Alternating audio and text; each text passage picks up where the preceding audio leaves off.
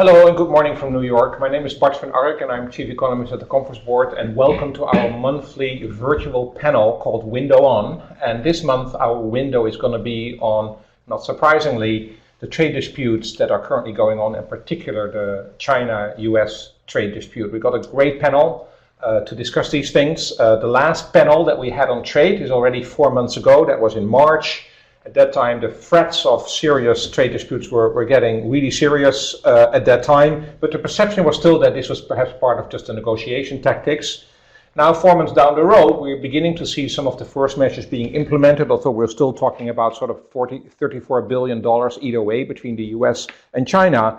But behind it is the potential threat of much larger parts of trade that's going to be targeted by tariffs or other kind of trade restrictions. So we're getting into a more serious waters right now, and therefore it's good to revisit the issue as it is sort of evolving. At the moment, the impacts of the trade conflicts on the economy are very limited. On the one hand, it's relatively small. On the other hand, there are always winners and losers here. But in the medium term, the threats are, of course, much more serious. Because it could seriously disrupt value chains and disrupt the structural change that our economy and other economies in the world have to go through.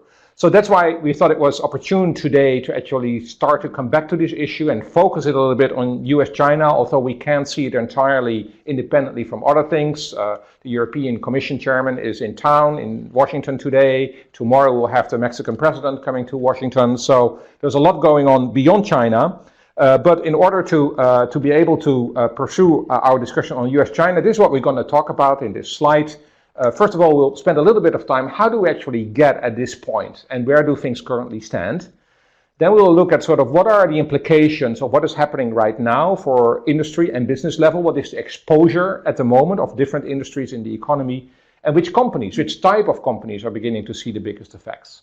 Then we'll talk about where are we going to go from here. So now it becomes a little bit more a guess of where things are going. What's going to happen to trade? What is the impact on exchange rate? What's the impact on foreign direct investment? What other effects are taking place? And indeed, what is happening beyond US-China in our negotiations with NAFTA and the EU? And then finally, of course, throughout the webcast, but we'll come back to that in the end, we'll talk a little bit about how should business respond at this point in time. I have a great panel today. All our panelists have been on panels before, so they know the spiel. I start with our only virtual participant today. That's Jeremy Waterman. Jeremy is joining us from Washington. He's the president of the China Chamber, or the China Center for the U.S. Chamber of Commerce, and the VP for Greater China. Welcome, Jeremy, and great to have you on again.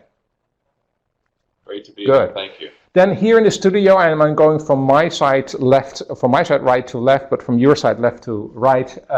First of all, right at the end is my colleague Eric Lund. Eric is our senior economist on China's role in the global economy. So has been looking at all these issues on what does this mean globally. So welcome, Eric, to have you again on this. Always a pleasure. Then we have Stefan Selig. Stefan is managing partner and founder of Bridge Park Advisors, but also former undersecretary for trade under the Obama administration. Great to have you again. You were on 4 months ago, so we can just continue the conversation. Thanks, Bart. Very good. And then right on the left of me is Ethan Kramer-Flood, and Ethan is our Associate Director for our China and Asia programs, a regular attendant whenever it comes to China or Asia. So it's good to have you on again. Thanks, Bart. Good. Finally, a couple of things for you to remember in this webcast. You can download the presentation on this webcast. There are a couple of slides in there that we will be using, so please feel free to do so. You can share those slides with people in your organization. We absolutely would like you to ask questions, and you can do that by just filling in the question in the box, which is on your screen. Fill in that question, it will come in here. We'd like to weave these questions into our conversation. So put in any questions you may have anytime. That's going to be very helpful. You can work with your screen, you can enlarge your slides, you can make them smaller if you wish, so you can benefit as good as you can. And then finally, we'd like to hear from you. So at the end of the webcast, there's a very small and brief evaluation, and please fill that out. It will only take you 1 minute or so, and we can definitely benefit from that. And then finally, as you can see on this slide, you can earn credits. Some of you will be eligible for CPE credits for NASBA. Don't forget to type your full name and email address in the space that is provided. Click OK for free pop-ups that will occur during the program. Stay online for the entire webcast, and of course, these credits are only available for participation in the current webcast. Okay, with that, let's go to the program. And as always, we like to start with a poll question. We'd like to hear from you, as I said. And the first poll question that my colleagues are going to put up right now is, and it's already there, in my business, we are seeing immediate effects from the current trade dispute between China and the United States. And you can answer, yes, I already see impact on the revenue for this year. I see an impact on our cost for this year. Our costs are going to go up. I see impact on both. Yes, but we're only planning at the moment for action later in 2019. It may not be impacting your company, or it may not be applicable because you're not working for a company. So take your time to give a few more responses here. What do you see currently as the impact that is ongoing? And then I will ask each of my panel members just to take 30 seconds to sort of give a first response before we go into the meat, and we're going to close the poll right now. And we see that it's a little bit split, but most of you, 30%, are saying that the impact, you're already seeing impact both on revenue and cost for 2018, and that's important. So even though this is relatively small at the moment, we're only talking about $34 billion either way, we already see some impacts there.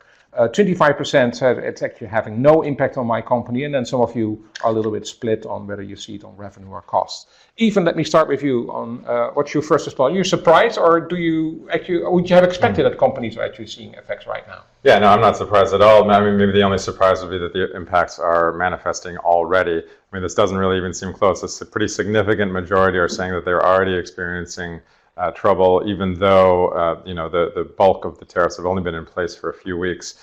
It's only going to get worse. We may have selection bias because folks who are tuning into this webcast maybe from companies that are in the target zone, and that's why they're listening. But over the course of the next 6 months, we're going to find that just more and more and more. Stefan. I would have thought an interesting question would have been, have the tariffs and proposed tariffs had a effect on your investment plans and the uncertainty that you face in your business? Yeah. Because the economic impacts, tend to be medium to long-term impacts, but the way that businesses are going about planning now, I would argue, are going to be adversely impacted by the policies that we're seeing. And in a way, that was my intention of asking the fourth possible answer, that people are sort of beginning to plan for impacts in later 2018, 2019. So my surprise is a little bit that even without those investment plans, we're already seeing immediate cost and revenue impacts. Eric? I'm a little surprised for reasons similar to Stefan. Usually it takes time for these kinds of tariffs to manifest themselves in industries and the economy more broadly. They've only been implemented since July the 6th, and it's only $34 billion. Relative to some of the other numbers that have been discussed, that's not very big. So for 30% or so of the viewers to say that they're already feeling this, it's a bit of a surprise. Or there are a lot of soybean farmers locked in. Yeah, that's possible. We'll check that. Jeremy, I mean, you talk to your members every day. Are you surprised that some of them are actually feeling the heat? Well, I think we have to disaggregate the tariffs. So obviously we've seen the steel and aluminum tariffs, which one can argue are part of the ongoing dispute with China, have been in place for longer, and the retaliation, particularly targeting agricultural products and commodities like chemicals, have been in place also longer. So I think you probably, and we've seen obviously a rise in steel prices in the United States with significant downstream impacts. So I think was starting to manifest. So I think there you're probably seeing some impact. It'd be interesting to know, the actual companies that responded, that they're seeing an impact. On the $34 billion, I think as others have said, it's early hours, but I think it was, I don't know if it was Eric or someone else said that it's only going to get worse from here on out, and I think that's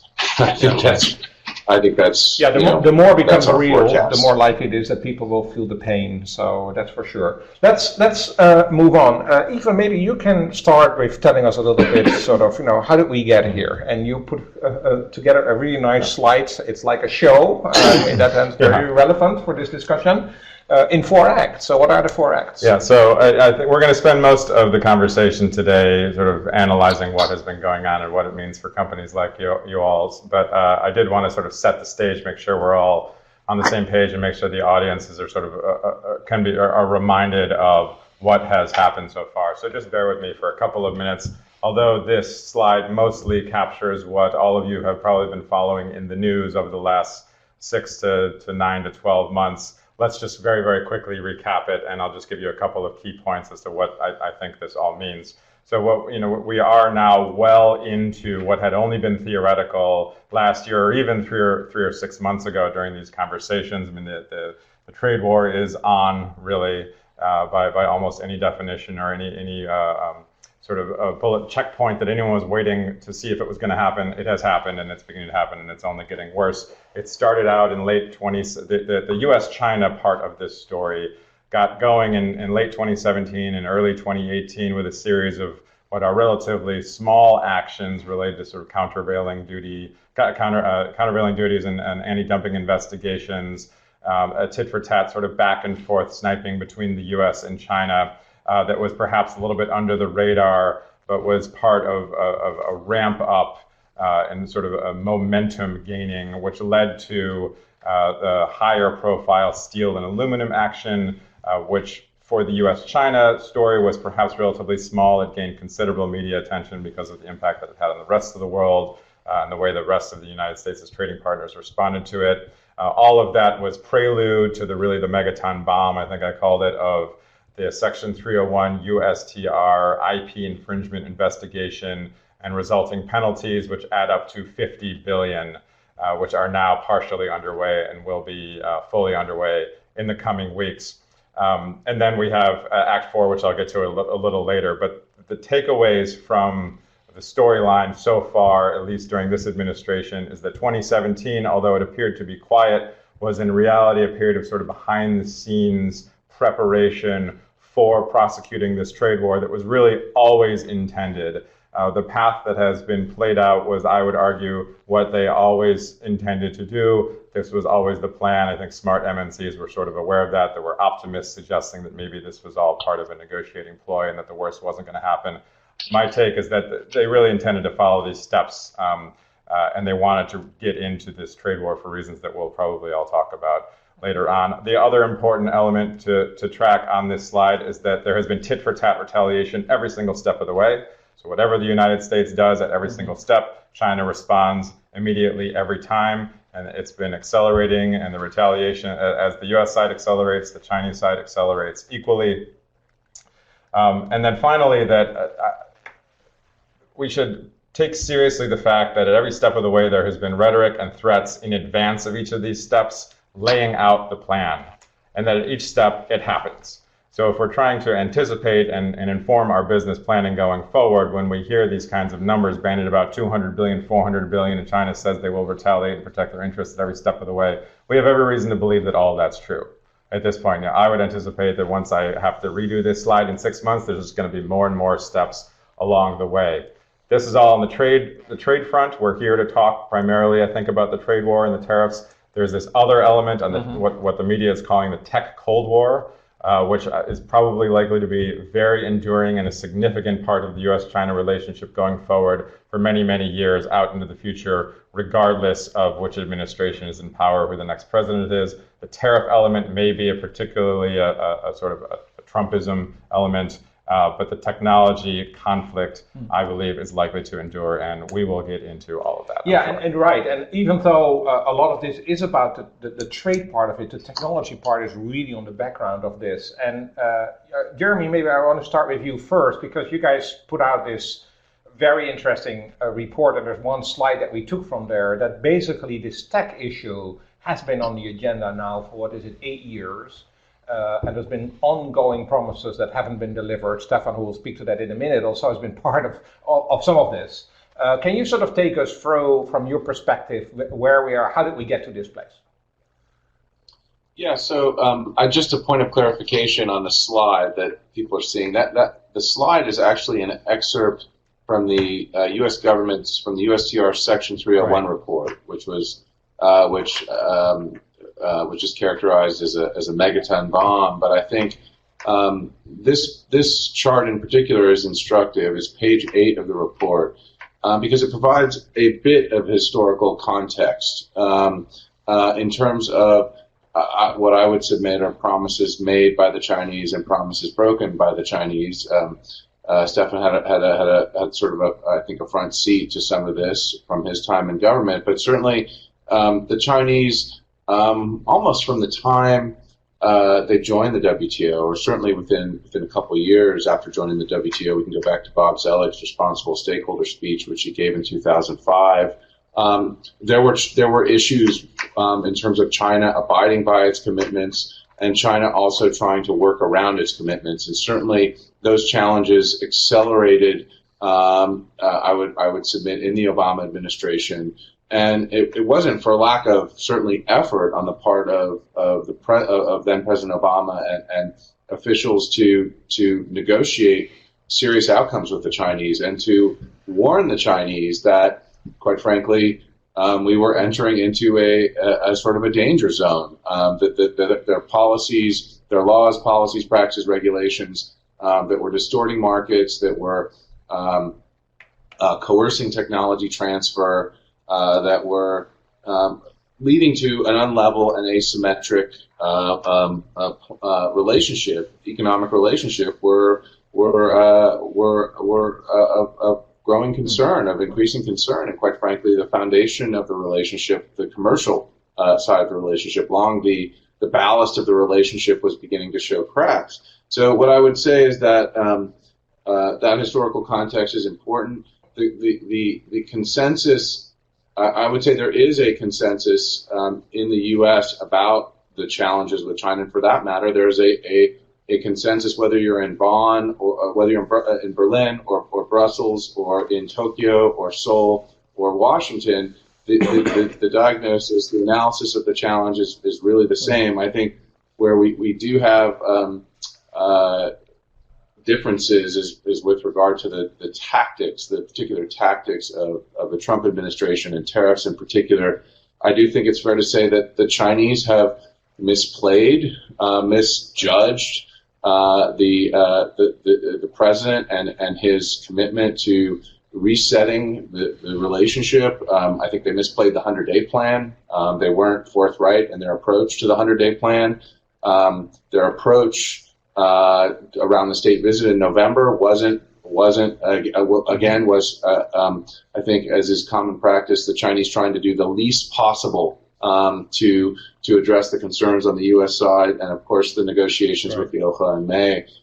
So that's kind of where we are, and this president has shown some resolve, for better or for worse. I think the tactics are suspect, but the concerns that he's channeling, I think there's broad consensus about the seriousness of those concerns. Stefan, as we already said, you've been on the front seat in some of those cases. So one question that I would have for you is, where did we miss opportunities to de-escalate this situation?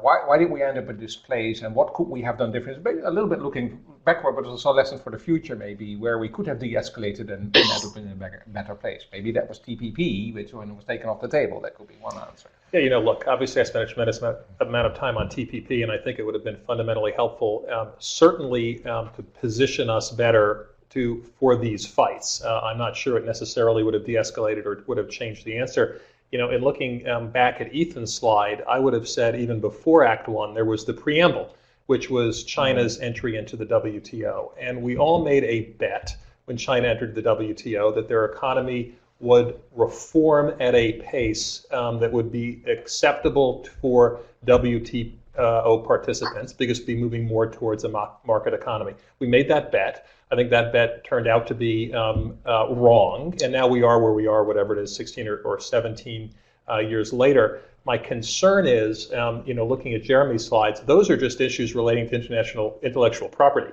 Right. There's a whole host of other issues that we have with China that we dealt with in the SNED and the JCCT around the state sponsorship of business, around investment restrictions, et cetera. And because their form of government fundamentally, or their form of economy and their commercial organization has fundamentally not moved towards a market economy, despite their protestations for anti-dumping duties, et cetera, that they are a market economy. We all know they're not, that the WTO regimen is not fundamentally well set up to deal with both market economies and non-market economies at the same time.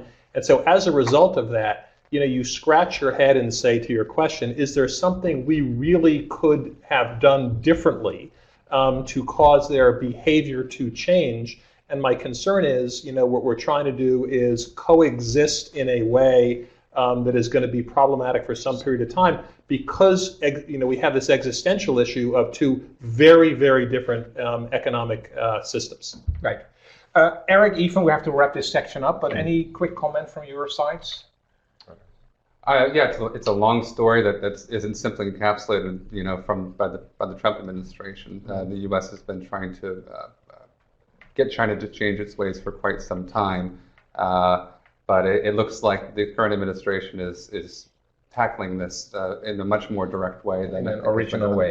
Yeah. So, but the way that Stefan just described the significant differences in the entire Chinese system of economic development and economic governance speaks to what an impossible ask the U.S. is bringing to the table. So the demands and the requests that are underway that apparently is what it's going to take to resolve this are basically impossible for the Chinese to fulfill, at least as far as we can tell from the outside. That's the escalation part. And this is the issue, right? Which is how do we get off this cliff? And this notion that the president has that trade wars are easy to win may be the case when you have comparable actors in comparable systems. But to Ethan's point, I'm quite skeptical that with the Chinese, at least, this will be an easy one to win. And we're going to spend quite a bit of time on where do we go from here, because that's. But before we do that, we want to talk a little bit about the sort of impact that we're looking at right now. And we're going to look at that both from a macroeconomic perspective and from a business perspective. But first, I want to ask you a question again in the audience. And this is from a macroeconomic perspective, so not specifically for your own company. But the question is, what is the most important impact of the trade crisis on the global economy in the next 12 months? Slower GDP growth by more than 0.5% in the United States, that would be a big deal. Slower GDP growth in China by more than 1%. Widespread global slower growth, that could be about 0.5%. Overall effects on the global economy will be negligent. You could just say it doesn't really matter in the end for the global economy. You might even be an optimist and say, well, this will get us somewhere and growth may be faster as a result of this in 2019. So this is macroeconomic effects that you're seeing. Pick the one that you find most important. The poll is closed and there's a very clear majority that says there's a widespread slower growth in the global economy than more than 0.5% going to happen sooner rather than later. That's a big deal, Eric. With 3.2% growth, if this would take 0.5% of the global growth, that's a big number for the global economy. So what do we see so far, and does that lead up to that very pessimistic prediction that the majority of our respondents have? Well, I think it depends on how things move forward. There's been some scenario analysis that has been run on what the potential implications are. I know that Banque de France did a study using a general equilibrium model that showed if global tariffs rose by an average of 10% around the world, we'd probably see anywhere between 1% and 3% reduction in global GDP over a 2-year period. I think at this point, in terms of the tariffs that have actually been implemented, they're not sufficient enough to really damage global GDP in and of themselves. But I think there's a secondary aspect to this that we really haven't touched on, and that's the way this story impacts consumer confidence and business confidence. If consumers feel threatened, if they're worried about their jobs and their livelihood, they'll start to spend less. They'll postpone spending decisions. And if businesses expect the climate to get worse, they're going to postpone investment decisions. And I think that's sort of the back door to this question. It's not always a function of what the impact of the tariffs are going to be directly, but also what they do to the economic environment in which business people and consumers are making decisions. How big is the exposure? You have an interesting slide there that's actually looking at, China and the US actually are most exposed to each other when it comes to this. So we're really talking big numbers here. That's true. So at the conference board, we've been doing some really interesting trade work for the last 18 months or so. Traditionally, a lot of this analysis is done using just the value of the goods that are taken off the boat in Long Beach or put on the boat in Shanghai. These are gross export and import numbers. But the truth is, with global value chains being what they are, the actual economic value added that is embedded into those kinds of imports and exports is a little more watered down on a bilateral basis. So what we've actually done is we've looked at the value generated in a single economy and consumed in another. We call this value-added exports and value-added imports. And what we found is, unsurprisingly, China is a very export-oriented economy, a little less so than the gross trade statistics suggest. According to our calculations, about 1/5 of China's GDP is consumed outside of the country, which is quite a bit. And about 3.1% of the GDP of China is consumed in the US. So that's the kind of exposure on sort of an aggregate level that the Chinese are facing. And that comes to about $320 billion. That's right. Which is less than the gross exports, but still a big number. Correct. Yeah, absolutely. It's a more accurate way of viewing these kinds of exposures. From the U.S. perspective, it's a lot smaller. The U.S. economy is larger than China's economy is, although the U.S. does export quite a bit. But about 1/5 of U.S. GDP is consumed outside of the country, and about 0.7% is consumed inside of China. So we're talking 3.1% exposure from China's perspective versus 0.7% for the U.S. But that's the macro economy. And when you go to industries, which is in this next slide, there's quite a bit of difference between sectors. Some sectors are much more exposed. Sure. Well, I mean, the nature of China's economy and the U.S. economy are quite a bit different as well. The exposures that China is facing on an industry-by-industry basis are primarily focused on the manufacturing sector. About 1/3 of China's manufacturing sector output is consumed outside of the country. And if you look at the tariffs that have been discussed today by the Trump administration, most of them are focused on that sector. So that's where the pain is going to be felt within China. And it's a very important sector to China's economy. Manufacturing represents about 1/3 of China's overall GDP. So that's 1/3 of the output consumed abroad, 1/3 of the economy. That's 1/9 of China's economy is exposed by the manufacturing sector and trade. From the U.S. perspective, it is different. The U.S. doesn't manufacture as much as China does anymore.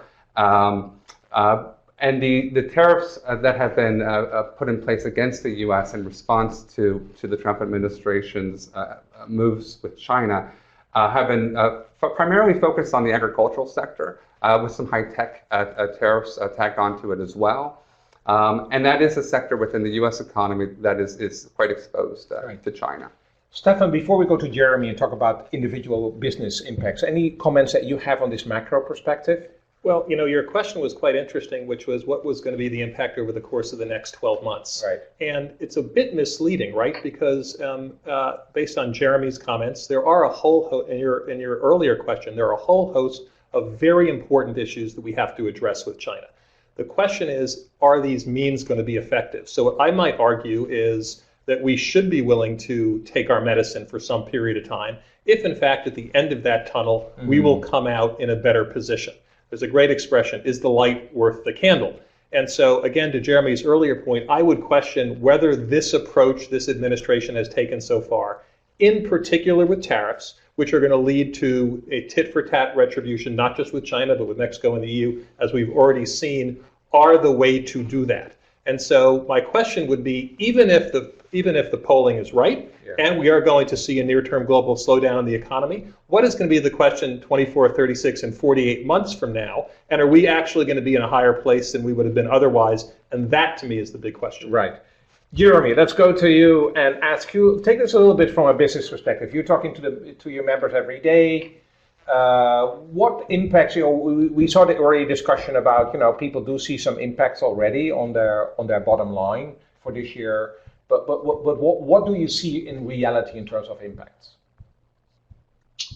So, as I mentioned at the outset, I think the steel and aluminum tariffs in particular have been a focus over the last few months in terms of impact, and we're hearing, and in particular the downstream impact. And so we're hearing quite a bit from members on the downstream side about those tariffs. But obviously now we're at $34 billion, soon to be. There was a hearing yesterday here in Washington on an additional $16 billion, which will take us to the $50 billion.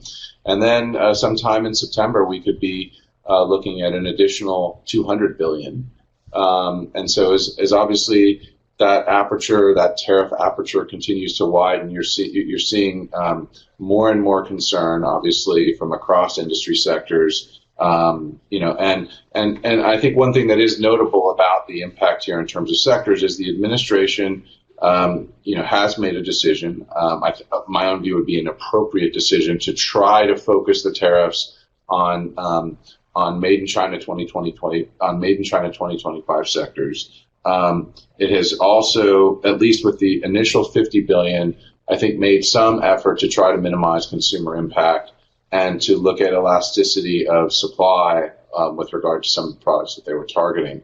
We'll see over time how good a job they've done. I have real doubts about that approach. But of course, again, if you're looking at a sectoral view, it's everything from medical devices to non-consumer telecom equipment, agriculture, numerous areas of manufacturing. And a lot of companies rely on inputs and even certain finished products from their China operations to actually produce in the United States and produce products with significant U.S. content, but that do have some reliance, linkage to components produced in China.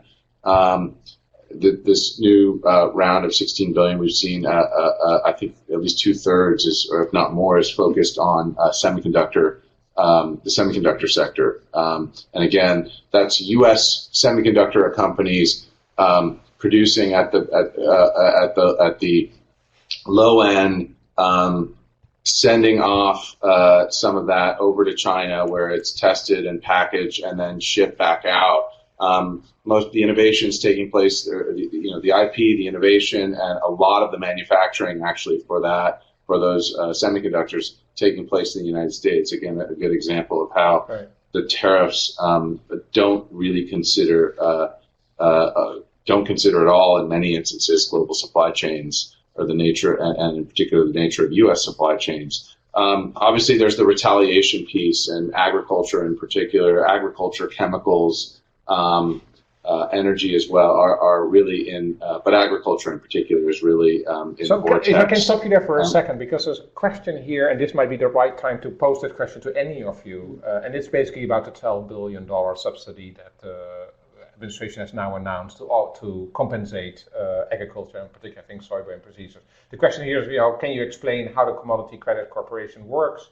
Which farmers impacted by the tariffs will be eligible for the $12 billion that the White House is planning? Any one of you has a little bit more on this, or any guess what it might be? Stefan? I have no idea how it's going to work, because this is all new territory. I would say two things about it, right? One is this strikes me as an unbelievably slippery slope, because as these tariffs continue to get rolled out, I'm not sure why all industries won't be going to the White House and the U.S. Trade Representative's office to put up their hand for similar sort of relief. Observation one. Observation two, it puts in stark relief actually the aggregate amount just in this one narrow field of what these tariffs are in terms of increased taxes for America. And thirdly, what I find interesting is by doing this, while again might be a short-term salve for those farmers, it doesn't fundamentally address the problem, which is how do we have a level playing field for our farmers and ranchers to compete overseas. And so again, a lot of the press, which I have found interesting, is the farmers themselves have said, we don't want these handouts. We want to compete fairly globally. And clearly, this doesn't do anything to do that. Has said this is just temporary to bridge the pain, so that in the end we might get. And it goes back to my previous point, which is, will this be effective? Right. It's interesting. I don't know what the mechanics are going to be for how this program is unrolled, but the $12 billion number I think is sort of an interesting one. If you look at the 301 tariffs as are currently structured, and once the 16 billion second tranche is put into effect, that's $50 billion worth of goods that are being taxed at 25%. If you do the math, that works out to about $12.5 billion worth of revenue for the government. This is a support program of $12 billion. So potentially, I wonder if it might be marketed by the Trump administration that the revenue generated by the tariffs will be used to help the farmers. Okay, exactly. I think you had an interesting comparison here. Yeah. With what actually the administration is doing is actually playing a China game. They right? are. Just So, compensate. I mean, it's a really surprising move. You know, the critics of this decision point out, say, well, this is industrial policy. This is government picking winners and losers. This is akin to something that almost a socialist country would do. The point I've been making to a lot of our member companies of the last year or two is that China's biggest impact in the Xi Jinping era on the rest of the world may in fact be that it is making the rest of the world more like China, rather than the other way around, and that for really a generation now, certainly the post-WTO era and arguably even before, the overwhelming push by China's advanced economy partners diplomatically was the attempt to get China to be more like the West, to quote unquote normalize, have its economy be more like the United States. And when negotiators would go back and forth to talk about the bit under the Obama administration and previously to that, the goal was simply to get China to open up. What we've seen in the last couple of years is that Washington, D.C. and Brussels and Berlin and Paris and London are now almost giving up on that project, coming to the realization that China is not going to change, and that the way to deal with China on a business and economic term is to actually be more like China, deal with it on its own terms, and begin to implement the kind of policies that previously would have just been opposed to the fundamental values of how an economy like the United States runs itself. But this embrace of industrial policy seems to be genuine on the part of the Trump administration. We've seen far left Democrats have liked this the whole time anyway. I mean, other countries may be moving this direction, beginning to put up barriers and walls against China in the same way that China put up barriers and walls against its Although partners. one would argue, If I could just, Jeremy, go ahead. I had a feeling that was going to spark debate. I know. If I could just add, one of the implications of this approach and the implications of what Ethan just said is that multinationals, of course, in China are very exposed. I mean, this is right. The other component of the sectoral impact. Obviously, there's the impact of the tariffs, but then there's also the impact on U.S. companies that have significant operations in China that are tied to China as a source of licensing revenue. Obviously, there's one very large company that is awaiting a decision today out of China, facing a deadline in terms of an anti-monopoly or a merger decision, namely Qualcomm. But we're already hearing about concerns from our members about favoritism of, for example, EU companies. There was just the recent EU-China summit, and there were a number of deals announced. And certainly in the licensing process, I think there's already a sense that EU companies are being favored by Chinese regulators for licenses. Obviously, there's the anti-monopoly law and other investigations that are always moving forward to some degree within China. I think one of the things to be monitoring or trying to get arms around in this new environment is the degree to which China is in fact turning up the dial of discrimination against U.S. companies beyond what it otherwise beyond the level of discrimination that goes on a day in and day out basis. Because there's always, I think, as we all know, a fair amount of discrimination. I think what U.S. companies now are looking for is how much worse is it going to get. And I think right now, there's not a lot of evidence. Again, we see some of the favoritism of EU companies, some investigations here and there. The Qualcomm case is obviously, I think, a very important one to watch over the next 12 hours. But I think looking forward, as the tariffs go to $200 billion, and China cannot match, of course, because Chinese exports are considerably smaller to the United States than U.S. exports to China. How China exacts a price on U.S. companies in the market is something. Yeah, so thanks for bringing that up, Jeremy, because I was exactly going to ask you that, what you can tell us about the impact on U.S. business and other foreign businesses operating in China. Because we can talk a lot about the impact on the U.S. economy. We sometimes forget that those are U.S. and European and other companies operating in China. And you may not see that immediately in our GDP, but in the medium term, that could have a huge impact. So thanks for bringing that up. Stefan, I want to move to the next thing as where we're going to go from here. So why don't you pick up what you've heard so far, but then sort of also tell us where are we going to go next? We have to widen the perspective here a little bit because we also have things going on around NAFTA. We have the EU dispute that is on there actually very real today. So what's the next step? It goes back also to the situation. How do we get out of this?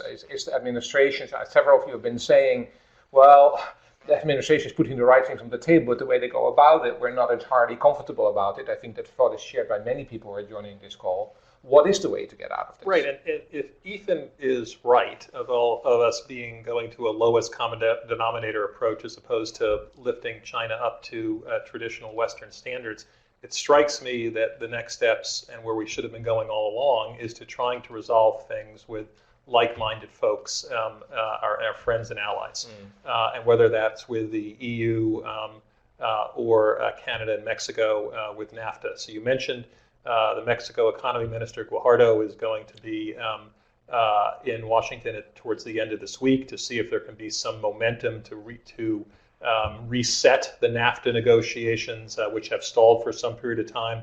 The EU President Juncker is there today around the same. These are things we should be able to get done. There would be political wins for the president, and most importantly, we would be able to lock arms with our friends and our allies to actually put a better fight on with China so they don't drag us down, and in fact, we try and move them up to our standards. So I guess that's the hope. We'll see if it plays out. Right. One very specific question here: is there an actual date for the $16 billion list, which is the next event that's going to go into effect? Any one of you, maybe Jeremy, do you have any sense? We were just talking about this actually before the program started. Yeah, the hearing took place yesterday, but I don't think we have an exact date on when it would be implemented. Any guess from your side, Jeremy? Yeah, their post-hearing rebuttal comments due next couple days. I mean, I think really any time could be as early as sometime next week. But I think those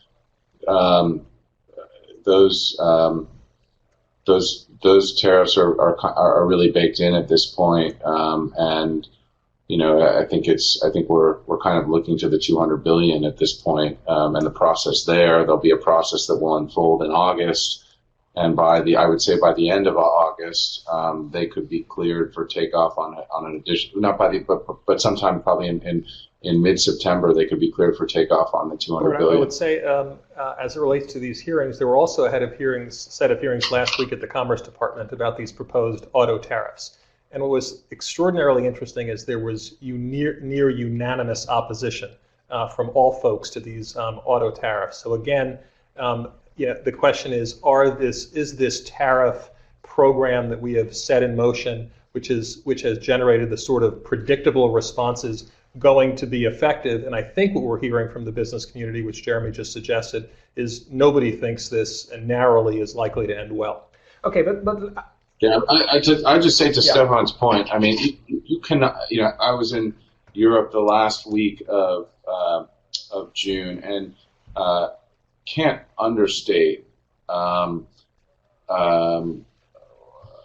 can't overstate just what an impact auto tariffs, Iran, steel and aluminum, all of those actions are having on our ability to have a serious dialogue with our trading partners, with our allies on China, and just incredibly destructive because, again, the focus, you go to Berlin, the singular focus is on the auto tariffs, and I would say from their perspective, and then also Iran, and rightfully so. And that point is very well taken, and it's exactly my experience or our experience with our European members, some of them being on this call, that they're extraordinarily concerned about the way we're going about it. But let me be a little bit the devil's advocate here. I mean, nobody likes these tariffs. Of course, everybody is against it. If you're an auto manufacturer, you want to have tariffs. Of course, there's one important person who seems to like them. Right. There's one important person, and that person is basically saying, well,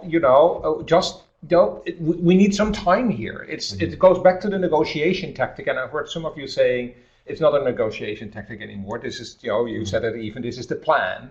But what if it is a negotiation tactic? And what if it is that we will have to take some pain before we're going to go back to a better place? I mean, is that totally so can I make, unthinkable? as it relates specifically to China, since this is primarily a China discussion, the president has said trade wars are easy to win. And so that really is implicit in your question. And he's made this point that since we import more than we export, we've got more stuff to apply tariffs to. So fundamentally, we are playing a better hand of poker. I think this is extraordinarily naive, especially as it relates to China for three reasons.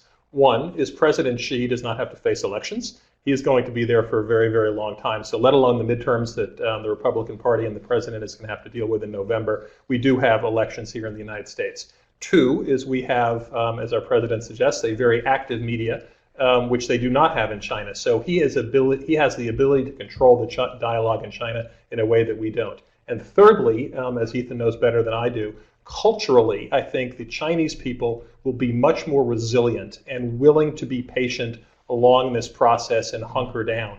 And for all three of those reasons, I am quite chary about a quick resolution to this issue with China, especially down the path that we're going.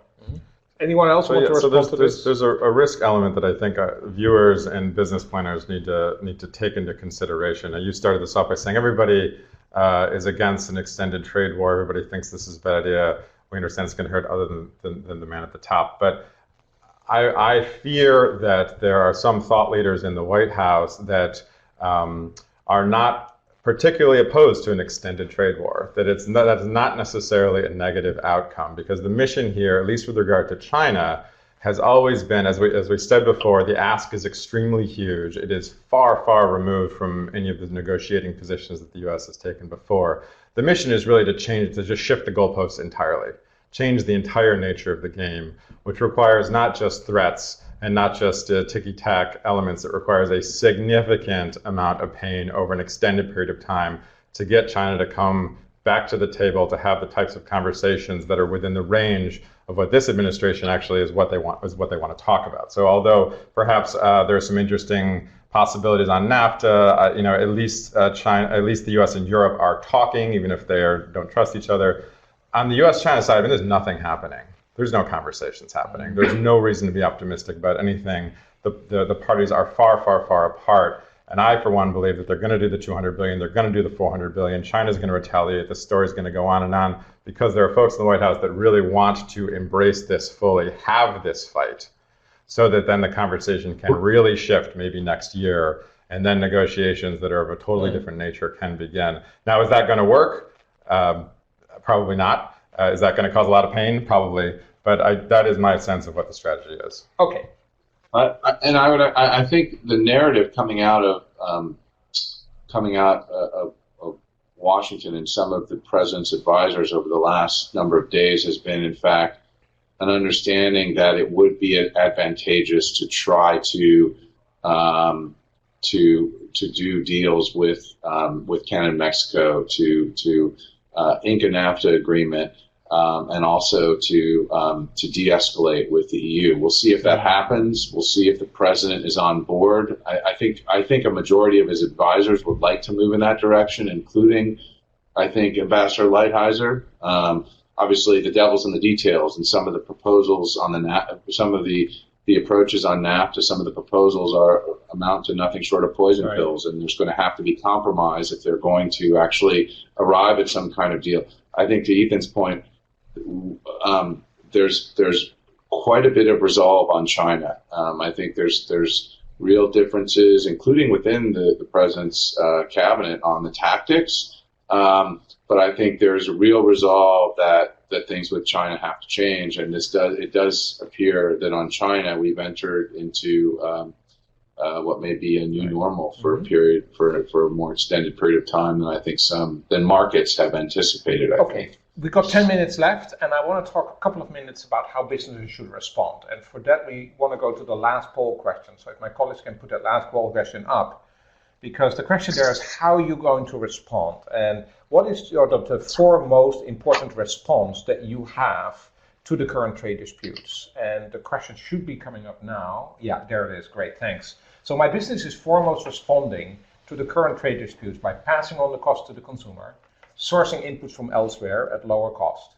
negotiate with the US government for exemptions, negotiate with China's authorities for continued business presence, considering to pare back on investment and or hiring, look for opportunities the current trade dispute might provide to the company. So that could be a positive too. So take your time. A lot of responses here, but different ways of looking at it. You may do different tax, but what is the most important that you're currently applying?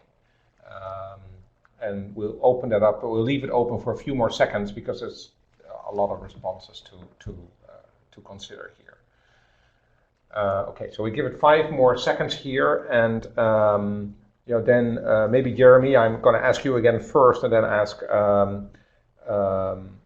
my colleagues here in the room to sort of see what kind of responses they see. Okay, so almost half of you are saying that we're not responding. And this I find interesting because in the first question, most of you said we're already taking a hit, but we're not responding. So I'm an economist here, so I'm saying, okay, that's bad for profits, right? I mean, if it's hitting your bottom line and you're not responding, it probably is going to impact us significantly. So I get worried about what that might mean for our economy going forward. Some of you are saying that you are passing it on to the consumer.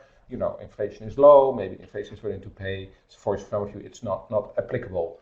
Jeremy, let me go to you first, and then I go to the panel members here. What do you hear you members saying? How are they responding primarily at the moment? So I think I would say, first of all, 2 points, 2 overarching points. First, that shape the responses. First, it's where you sit is where you stand, and the response is really going to vary across industry sectors and based on your reliance on the China market, what kind of options you have in terms of diversification.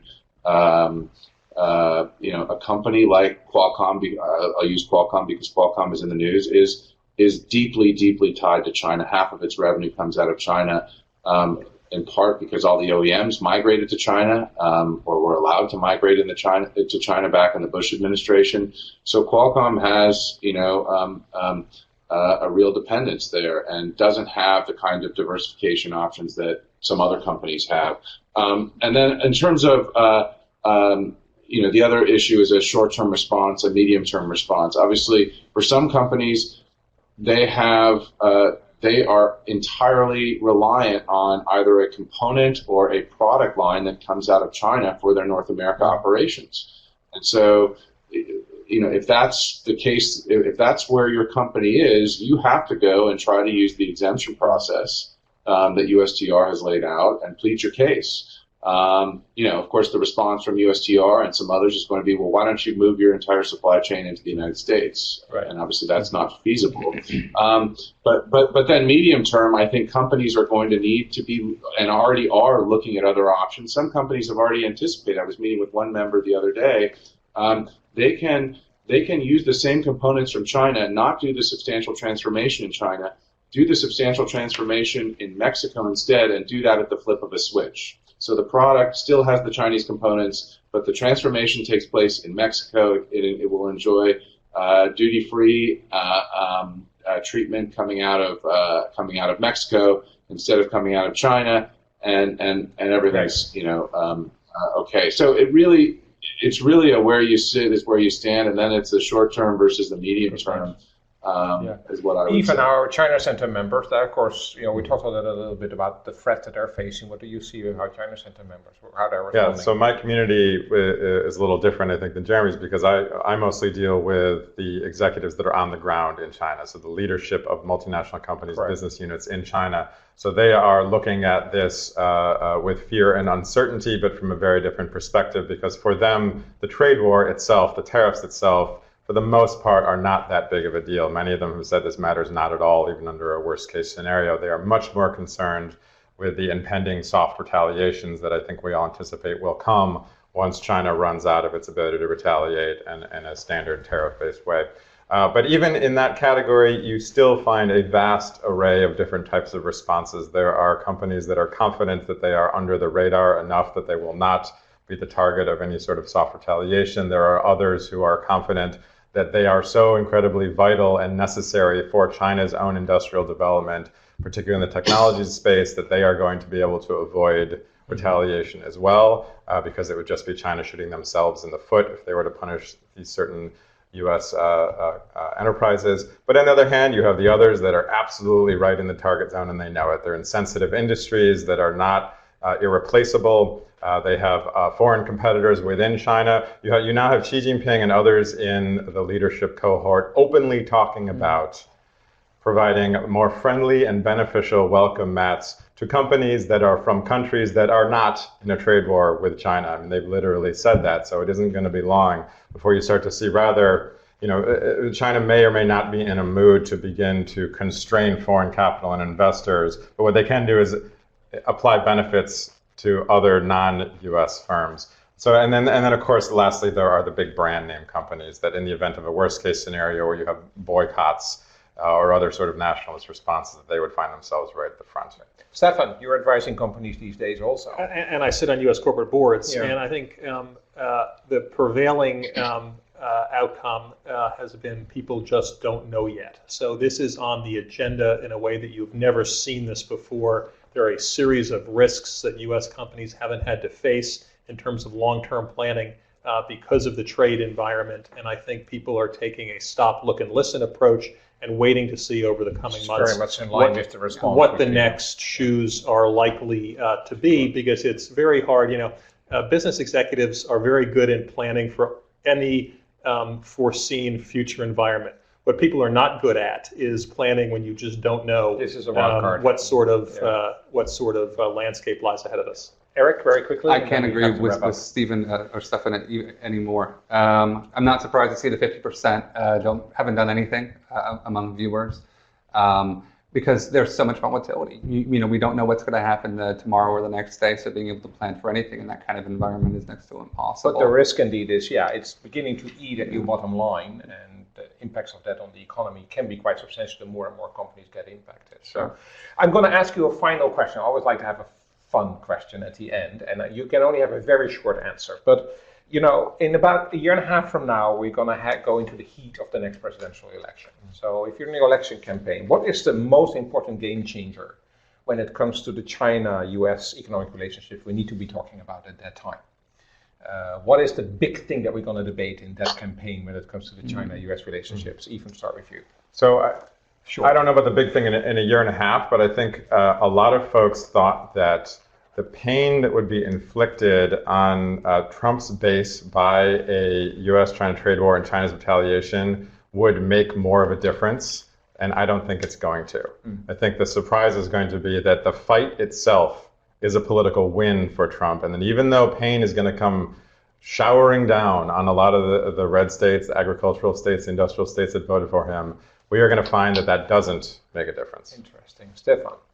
Well, I think it's going to be much of the same. So the big conversation about China is not going to be about the South China Seas. It's not going to be about their cooperation with North Korea. It's going to be on trade. And is China going to be a foe or an adversary? Eric? I think what we'll be talking about is whether or not what we've been conducting in terms of trade policy over the last 6 months vis-a-vis China and what happens over the coming 12 months has been worth it. Are we going to have seen any results from all of this, and how much pain are we going to have felt? So is the pain that we are feeling going to be worth the results that we may or may not see? Jeremy, last words for you. Gosh, I really don't know. To be honest,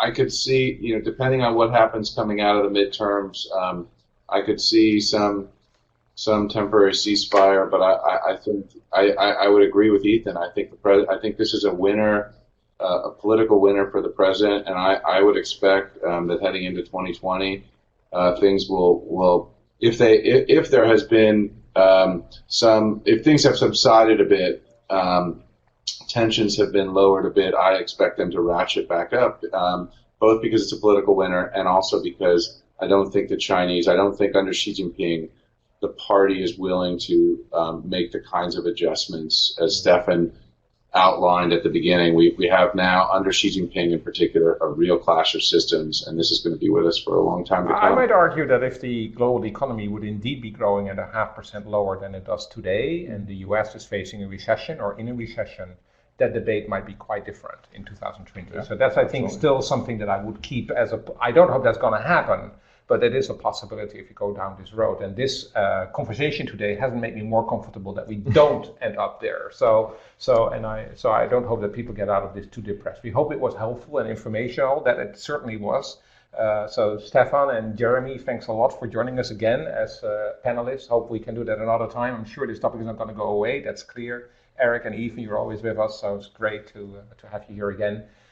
We're going to take 1 month of vacation from Window On, so we're going to come back in September, and a couple of dates here on the slides for October and November. Also, it's always the last Wednesday of the month. And there are a couple of slides there. A lot about China today, so there's a slide about our China Center homepage. There's a slide about all the trade resources that the Conference Board has, including some of the work that Eric has been talking about global value chains. And then finally, there's at the end some other related stuff that we put out as Conference Board on this topic. Thank you very much for joining us. Wish you all a great day. Have a very good summer, and we'll see you back in September.